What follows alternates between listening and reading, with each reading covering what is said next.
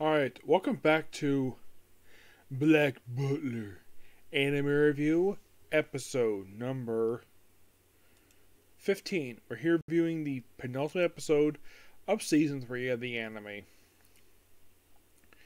which is called... Oh, I thought I opened it. Let me get that open here.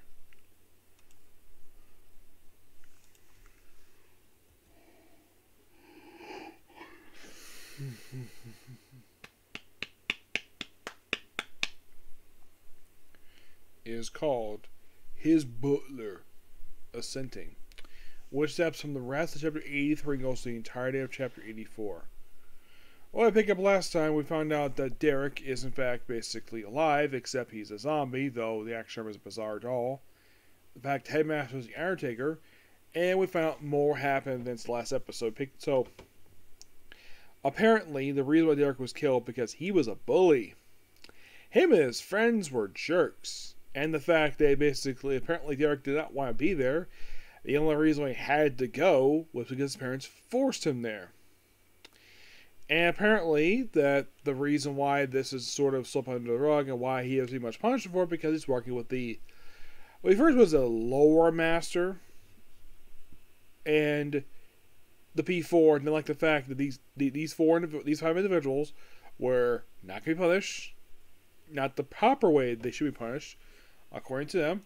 So, Greenhill decided to whack them all to death with a freaking cricket bat. Yes, he did. And then afterward, that's when they contacted the Undertaker to do all this other stuff. And also, get this. They couldn't inform the headmaster about this because the real headmaster is traveling around the world and won't be back until autumn. Yes, that's when he will return. So... Then, of course, Cecile was like very appalled what they did. So, of course, apparently, where are the other boys? Buried right there in the garden. They're basically zombies now. And it turns out that the Lord Master is one of the zombies. Yeah, and of course, we have briefly where he's like tussling with Sebastian. Then he's trying to get everybody else to leave. So, he's ordered to capture Undertaker. But then we have sort of a flash forward where, well, basically he goes after the Undertaker, but Undertaker takes Cecile. Then apparently he winds his own memories to where that scenario won't work, so he proceeds to fulfill his contract by protecting Cecile, and Undertaker gets away, of course. So, yeah, then like all the boys return being dead, and Greenhill basically is not happy with what happened here. So Cecile informs the Queen what happened here. So the P4 are expelled for what they did.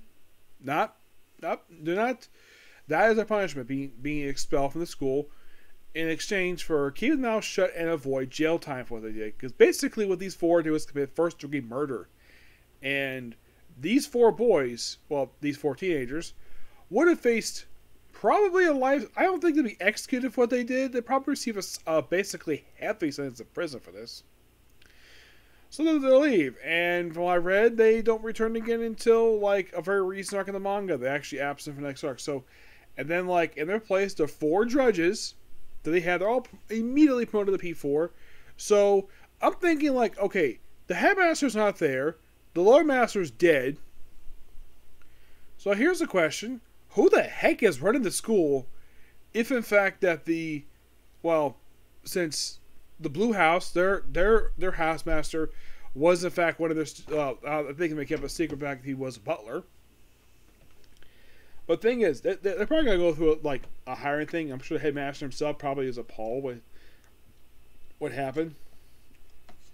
Yeah. Now here's the question. I think a lot of people will probably be asking. Oh, but Cecile doesn't form. Basically, that'd be scary. Just keep an eye out. And of course, Queen's like, maybe potential ally. Meanwhile, though, Cecile and Sebastian decided to ride home in their carriage, and he gets a letter from Macmillan, which it's not really a letter, it's a photo basically of their thing they won, and when they get home, Sebastian burns the damn thing. So, when they get home, they discover sheep blocking their way. Yeah, their neighbor's farm fence broke, so basically the four proceed to try to capture them, and Cecile ordered Sebastian to clear this mess and prepare him a sweet. Well, actually prepare him afternoon tea. and like make a scrumptious cake and first they proceed to burn it, and that's the episode. You can think of this episode as more like the conclusion to this arc, and the finale to be basically an epilogue. Yeah, it kind of is. It's an epilogue. And unlike a luxury liner, this is actually going to adapt the whole entire story arc. Because that was a slight problem with luxury liner arc. It was that didn't get full adaptation because the last two chapters were skipped. I don't really know why they were skipped for. I kind of thought, though, maybe when the series ever came back, that maybe they would have an episode covering those stuff. But no, they don't do that. They prefer to basically do this instead, which is fine. I mean, you watch this whole story. I'll get more to this final thoughts next week. But throughout this whole thing, it doesn't feel like just a Black Butler stuff. Not really. But it's like that's put to background. So American characters never even feature this arc at all. And that's not the fault of Basic Cloverworks. It's not their fault for this thing. It's the manga. So there's that. And I haven't seen a chapter release yet, so I didn't check. So maybe I might do a review tomorrow. It's possible. So yeah, that's a particular view. Please be sure to like, comment, subscribe, turn notifications, and do not hit the dislike button. Next up is Case Closed.